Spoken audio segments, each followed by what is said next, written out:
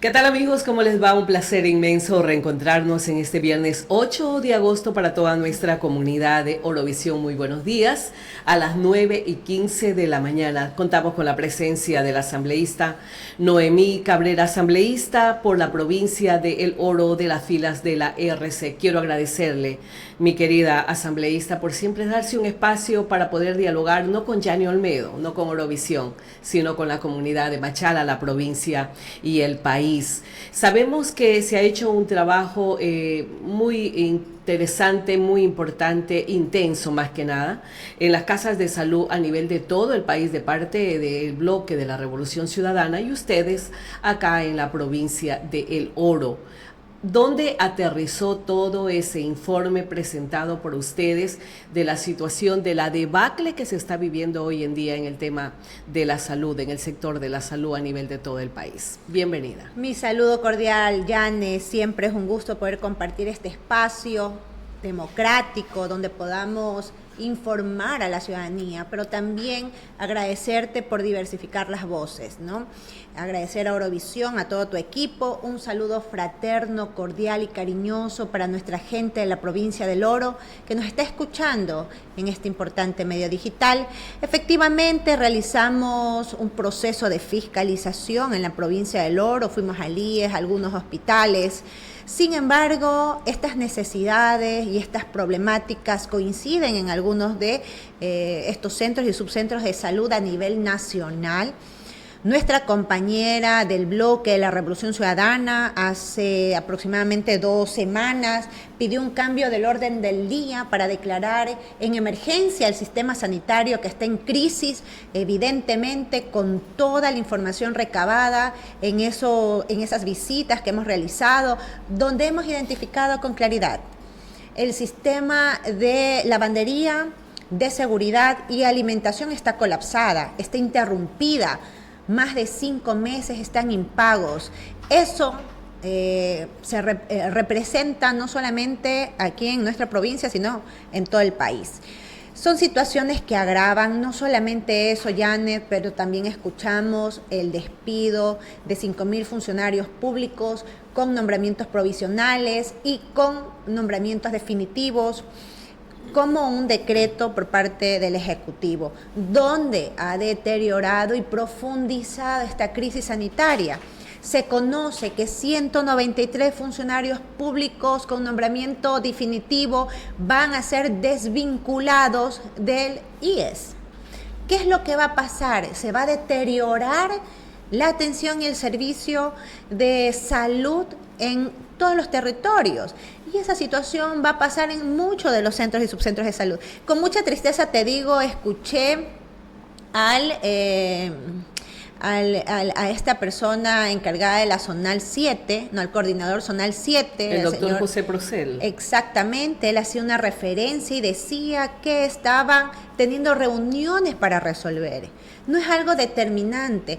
Y hay también que explicarle a las autoridades que están al frente, ¿no?, de los territorios, de las provincias, representantes del gobierno nacional, que se tiene que realizar mesas técnicas, donde estas mesas técnicas estén conformadas por el ministro de Finanzas, escúchese bien, no con los directores de centros o subcentros de salud. Necesitamos en una mesa técnica al ministro de Finanzas, al ministro de Salud, al director nacional del IES. Necesitamos que ellos puedan destinar decisiones determinantes para resolver esta crisis y que no esperemos al 2026, como lo dijo el coordinador zonal, que estará previsto el pago y la contratación de personal o especialistas. Como que la salud pudiera esperarse, ¿no? Como que la salud tiene que estar en stand-by hasta que llegue el presupuesto. Le preguntaba, asambleísta, ¿cómo aterriza toda esta información que no solamente lo conoce usted, lo conocemos los ciudadanos, lo conocemos los medios de comunicación? La crisis, la debacle del sistema de salud es tan evidente. ¿Son escuchadas las voces de la revolución ciudadana ante este clamor ciudadano dentro de la Asamblea? Mire, una de las cosas que básicamente es un resultado de este proceso de investigación es que el Contralor ha dispuesto un informe especial para el 2026 sobre toda la información que hemos recabado en este proceso. El 2026, para el próximo año. Para el próximo año. Esos han sido nuestra solicitud y lo que nos ha manifestado la Contraloría General del Estado, porque tiene que hacerse una revisión. ¿Qué le puedo decir, querida Janet? Estamos en un... O sea, los pacientes que están recibiendo los tratamientos de diálisis, que son más de 211 millones de dólares que se les debe a las dializadoras, ¿los pacientes enfermos de cáncer tendrán que esperar hasta el 2026? En esas situaciones de abandono y de indolencia estamos, Janet. Y mire, con tanta tristeza le digo, yo recuerdo, y aquí sí voy a hacer énfasis, porque es momento de mencionarlo. Dijeron que los hospitales eran elefantes blancos, dijeron que había un gasto público. Lo que vemos es que está roto el tejido social.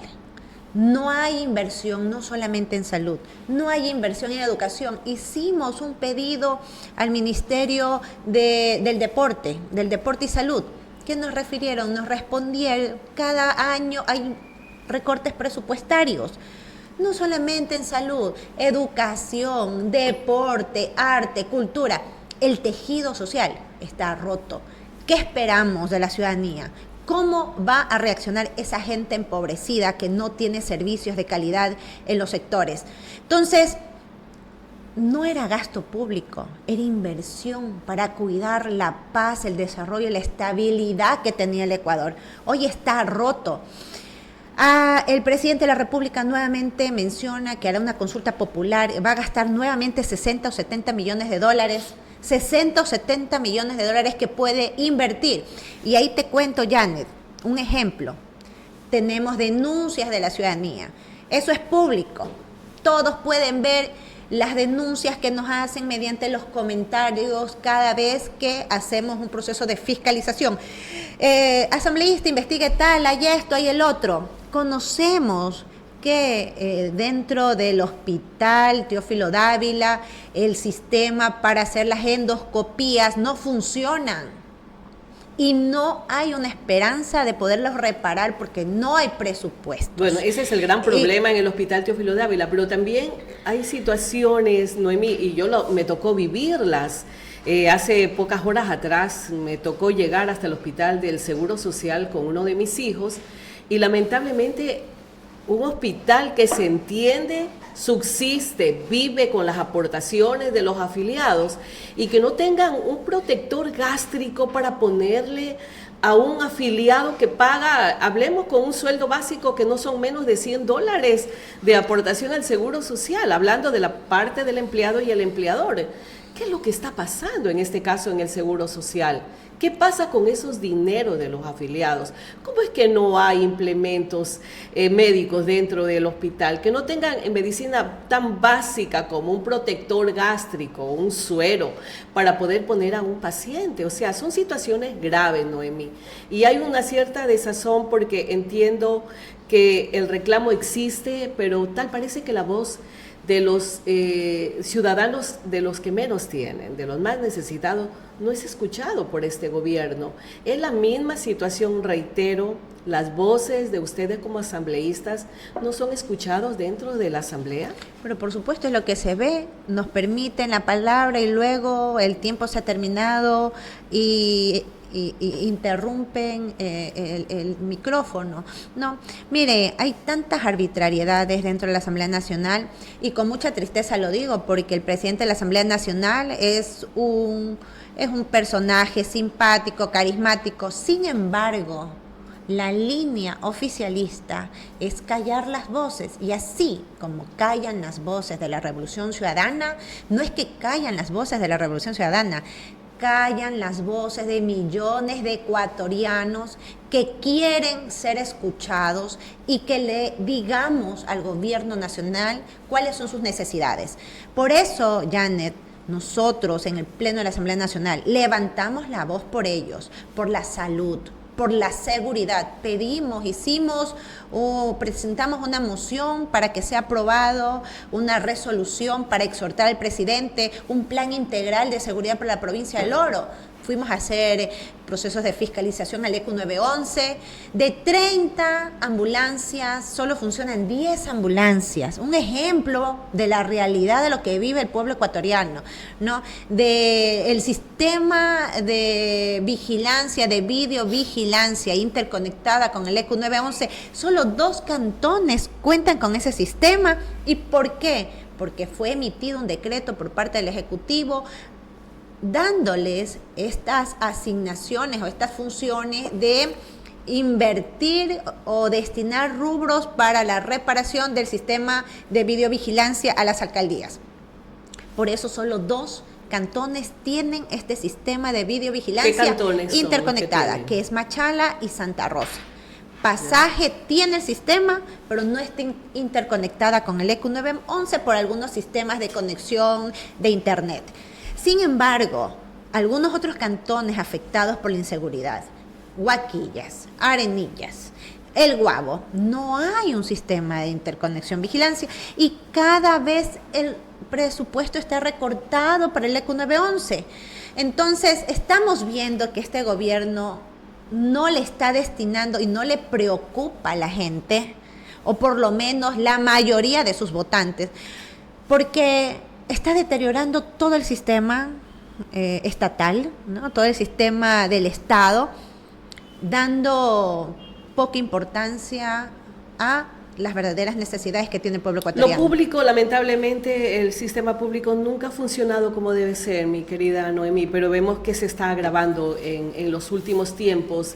Tal vez este es un salto para hablar de lo que se dijo anteriormente, que el propósito del gobierno será privatizar servicios como salud y educación. Es que eso está en la mira, Janet. Porque, ¿qué pasa? No están destinando. Los presupuestos están prorrogados. O sea, el presupuesto del año 2025 todavía no está destinado para el sistema de salud. Están prorrogados con el presupuesto del 2024. Estamos viendo que no hay interés, no le interesa. Y cuando estamos viendo que esto puede ser inducido, planificado, premeditado, nosotros decimos, bueno, ¿cuál es el paso siguiente que va a hacer el gobierno? Nos va a quitar los subsidios al gas, la gasolina, al diésel. Medidas económicas. Efectivamente, o privatizar los sistemas sanitarios donde el ciudadano de a pie, aquel que fue despedido por este gobierno y no tiene un sueldo para ir a comprar servicios a un especialista médico, le va a tocar ir a pagar al centro de salud una mínima supuesta cantidad, pero si hablamos de 3, 4 dólares, perdónenme, una familia pobre vive con 3 o 4 dólares, 2 o 3 dólares diarios. Mientras tanto, la vocera del gobierno ha hecho algunos anuncios importantes de que hay más de 6 millones de ecuatorianos que están saliendo de la pobreza. ¿Qué le dice a usted estas cifras cuando hay más de 5.000 personas que han salido de la función pública, cuando ya hay notificados ya 113 o 131 personas que van a salir del Seguro Social, y cuando se anuncia que desde septiembre hasta diciembre estarán siendo evaluados más de 450 empleados públicos y el que tenga menos de 50 de calificación será despedido? ¿De qué manera esto puede ayudar a profundizar la crisis que estamos viviendo hoy en día? Bueno, yo creo que la vocera también debe decir la información con claridad, más que todo porque se está viendo que no se sabe de dónde provienen los recursos de ciertos sectores, ¿no? Lavado de dineros, cómo está manejando, y ahora con esta consulta popular, en una de las preguntas que quieren volver a traer a estos juegos de azar, a los casinos, para facilitar el lavado de dinero. Entonces, yo más bien que ella debe dar los datos con certeza, porque lo que ha aumentado también es el trabajo. ¿Usted cree que no es información real? O sea, de que hablan de que son más de 6 millones de ecuatorianos que están saliendo de la pobreza. Pero por supuesto que no, la realidad y lo que siente la gente, eso no es lo que dice la gente en las calles. Eso no es lo que dice. Lo que ha hecho la gente, que eso también hay que diferenciarlo, es aquellas personas que tienen un emprendimiento con procesos de transformación, de producción a un trabajo informal, vender alguna que otra cosa para subsistir en la vida, para abastecer el día, para comprar el arrocito, la carnecita y darle de comer a sus hijos. Esas son otras circunstancias en las cuales estamos viviendo nosotros. Y eso lo digo porque estamos en contacto con la gente. El sector productivo está deteriorado, Janet. No hay producción, no hay el pequeño y mediano productor. ¿Usted está se ha reunido en el con los abandono. sectores productivos acá en la provincia Pero del Oro? por supuesto, Yane, nosotros estamos en constante contacto con ellos.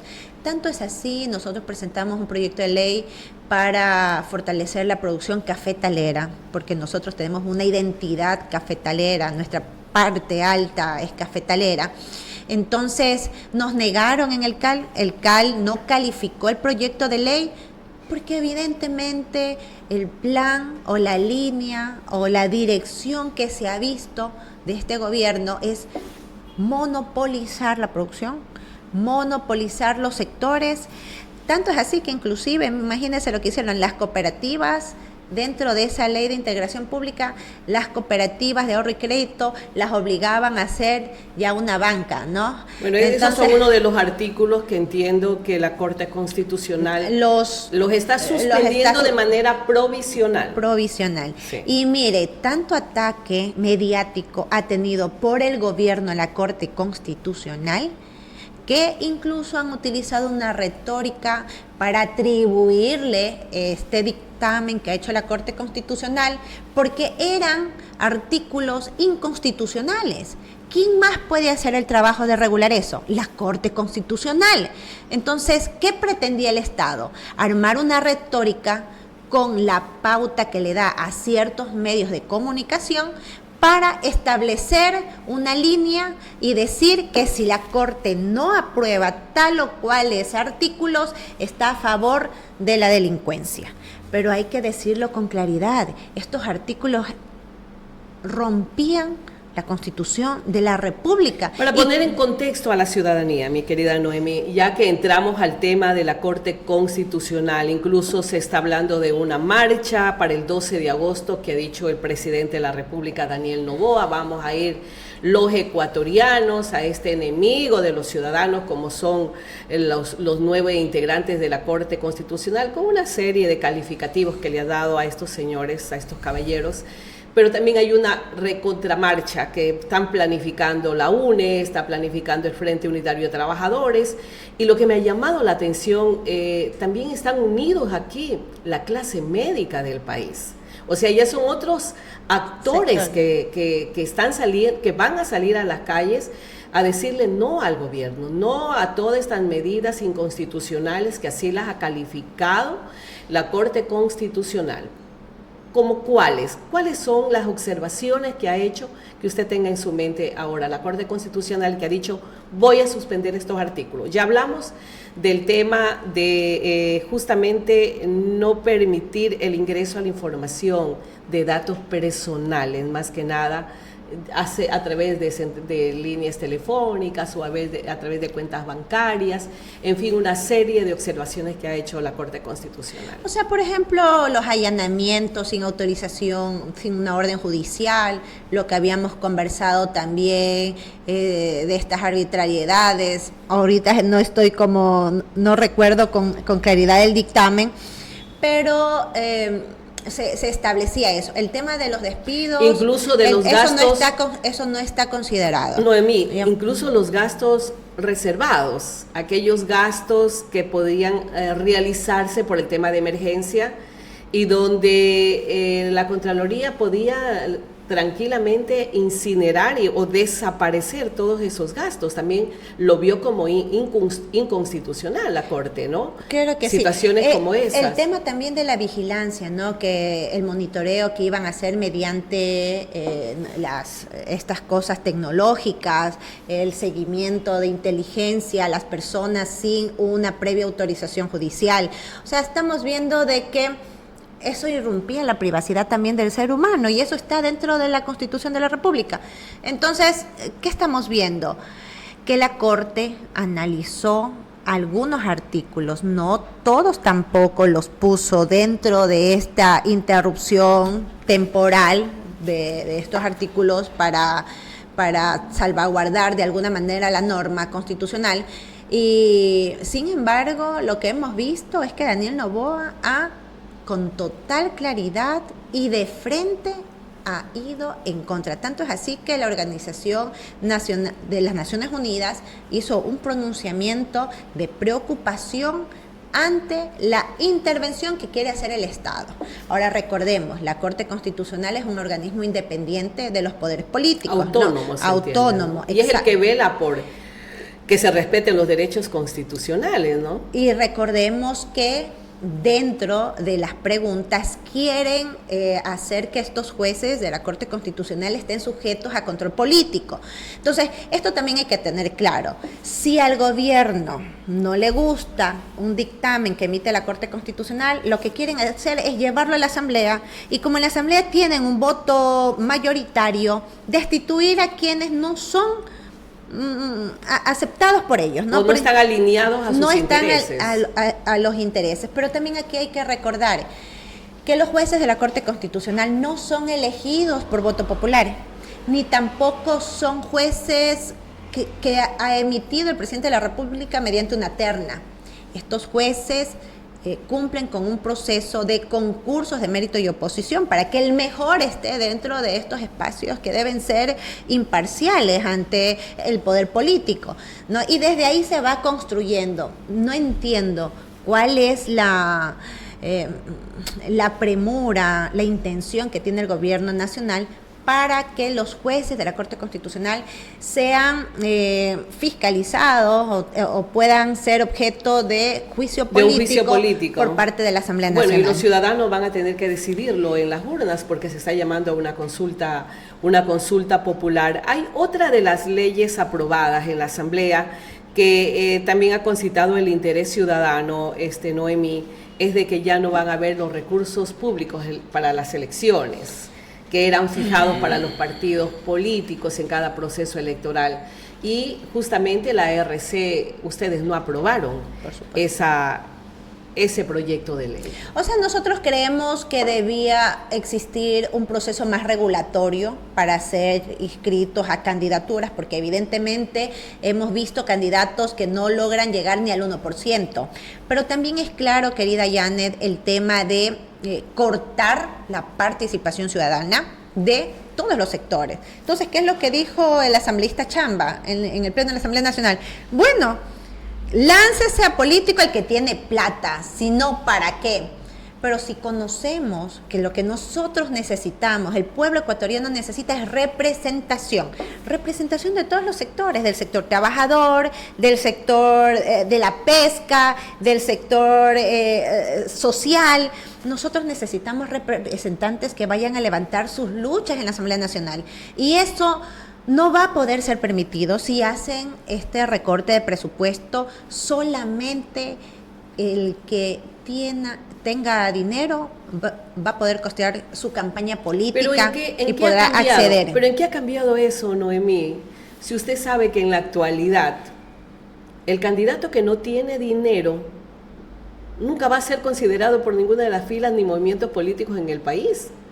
No se está viendo mérito, no se está viendo capacidad intelectual, no se está viendo preparación, sino el que tenga la chequera más gorda. Eso es lo que está pasando en la actualidad. O sea, ¿cuál es la diferencia de lo que se ha aprobado el día de hoy?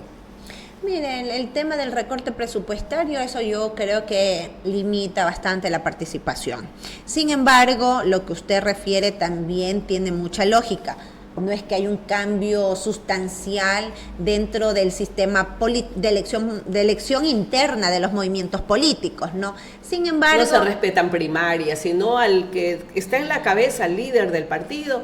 Tú me caes bien, tú también, y tú no importa las bases, no importa aquellas personas que han venido trabajando durante años, que han venido construyendo una candidatura. Eso no ha cambiado, o sea, seguimos en lo mismo.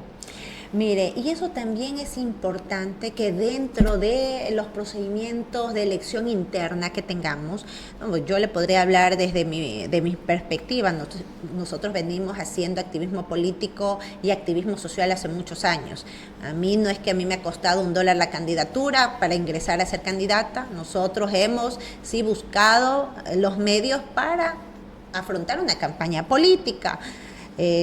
Bastante austera, sin embargo, lo que a nosotros nos favorece es las ideas, el plan y la estrategia que tengamos para darle a la ciudadanía una alternativa o una esperanza para un cambio, y es lo que hemos venido haciendo. Por eso en el Pleno de la Asamblea Nacional hay 151 legisladores que representan 18 millones de ecuatorianos, pero además, lo que muchos legisladores a veces no miran, que ellos están ahí por el voto popular, porque la gente confió en ellos y le dijo, no, yo confío en él que me va a defender en la Asamblea Nacional, y votan por ese candidato. Pero ¿qué pasa cuando ciertos legisladores llegan a su curul y tienen la posibilidad de elegir apoyar o no apoyar al pueblo que le dio esa confianza en las urnas? Entonces, desde ahí se va tergiversando.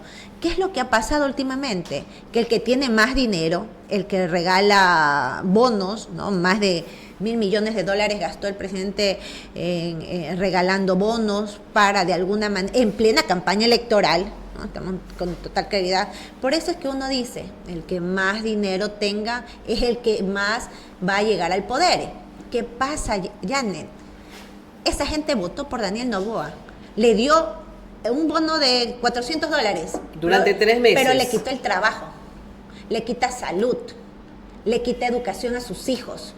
¿De qué sirve recibir $400 para un mes o 2 meses si te quita salud todo el tiempo?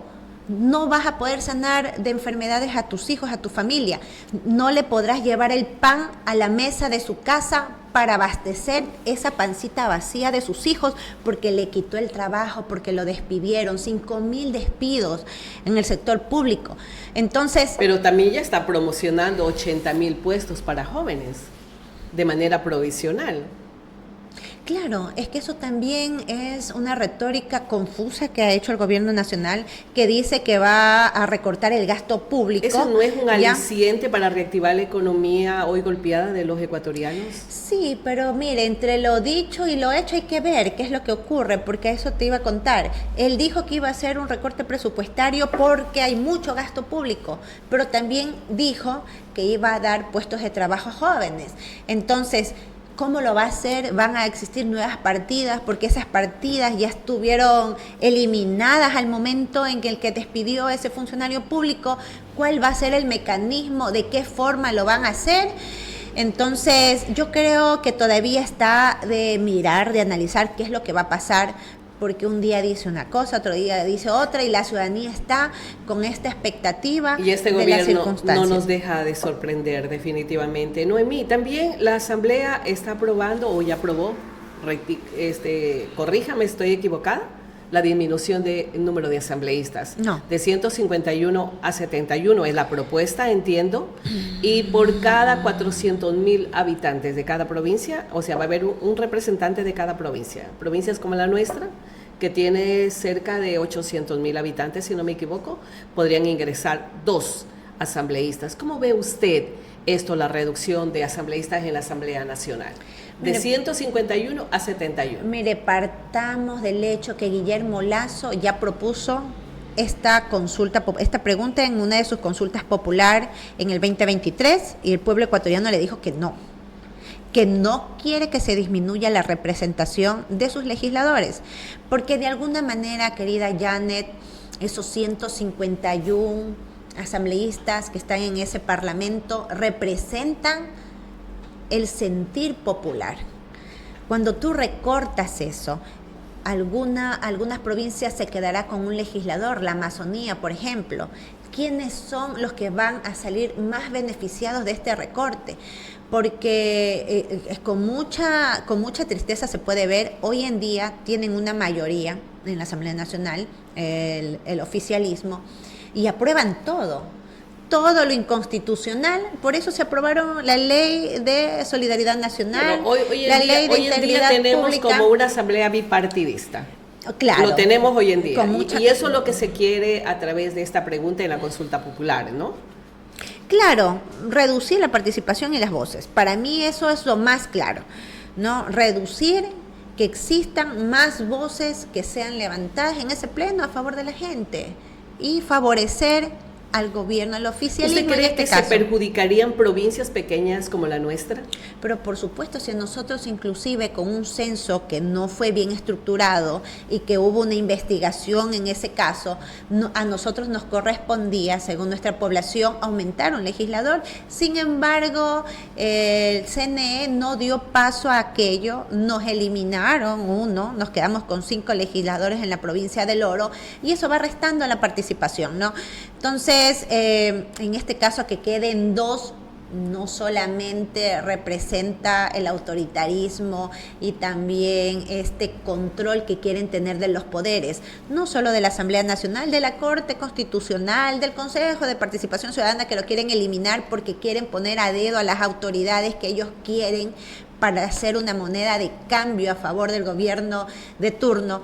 Entonces, estas circunstancias autoritarias, estas circunstancias de dictadura que estamos viviendo, que solamente es la punta del iceberg, la ciudadanía tiene que tener claro que aquí se quieren tomar el control de absolutamente todo, pretenden eliminar el Consejo de Participación Ciudadana, que sin duda con estos gobiernos de ahora ha cambiado el objetivo o la naturalidad por la cual fueron constituidos y hoy se deben al gobierno nacional, ¿no? Sin embargo, yo creo que sí debe existir la independencia de poderes, sino cómo vamos a subsistir todos los ecuatorianos si no hubiera existido una corte que le diga, oiga, vea, esto es inconstitucional, está yéndose en contra de los derechos de los ecuatorianos, espérese un ratito.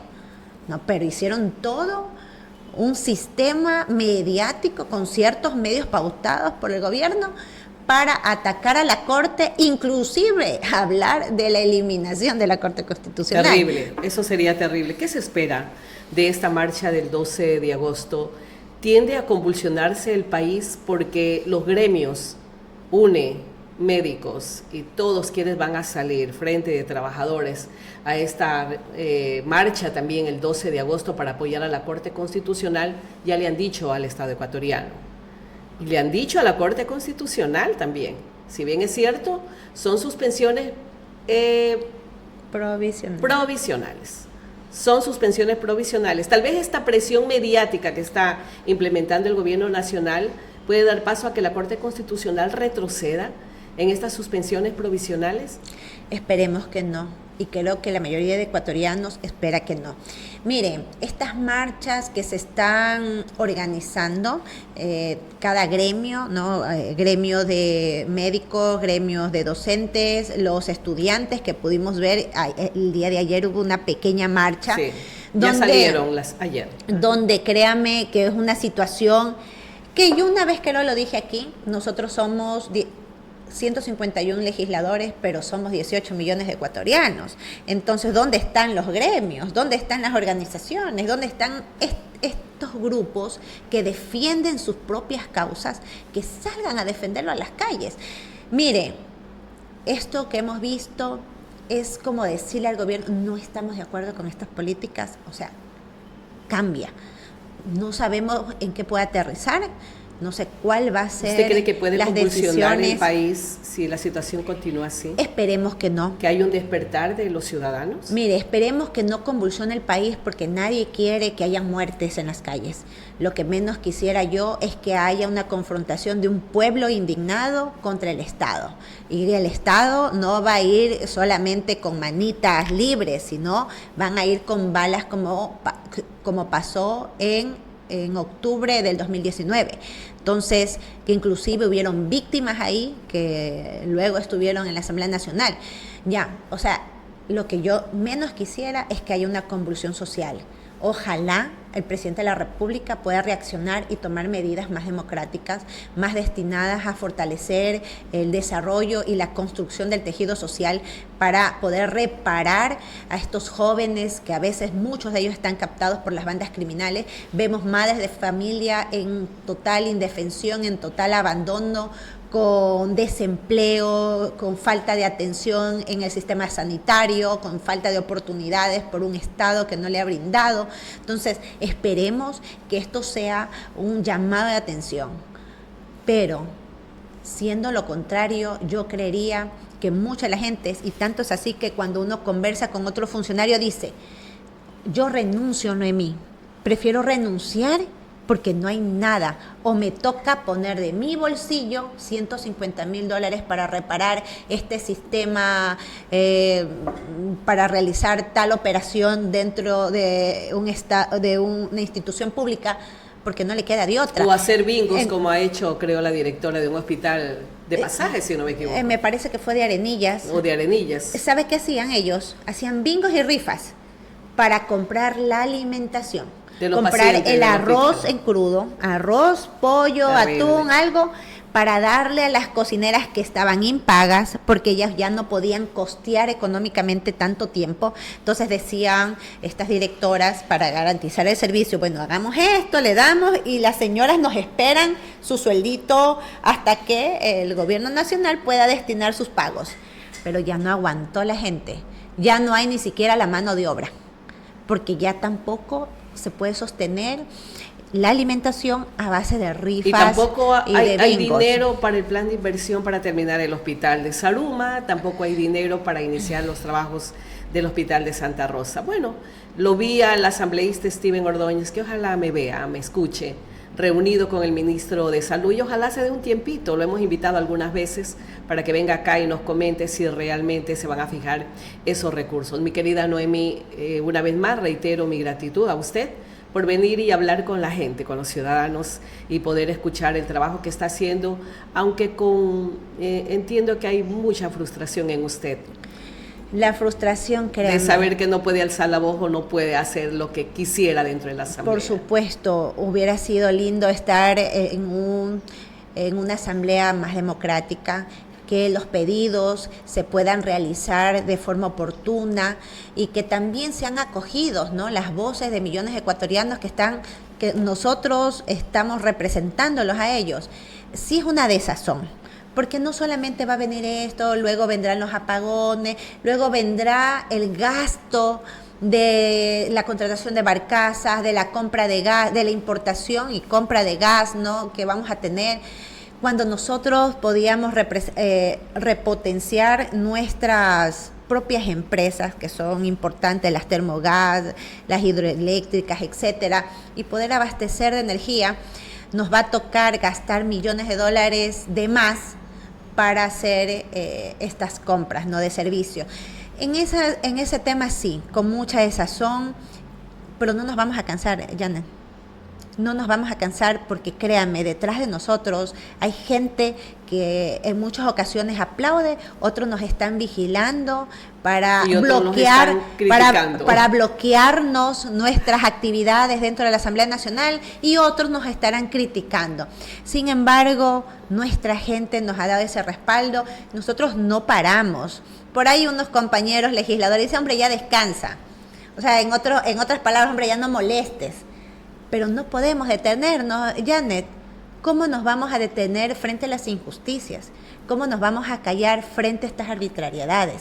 Nosotros tenemos que levantar la voz por muchos como nosotros, que estamos siendo excluidos, discriminados, no están teniendo sus servicios públicos de calidad.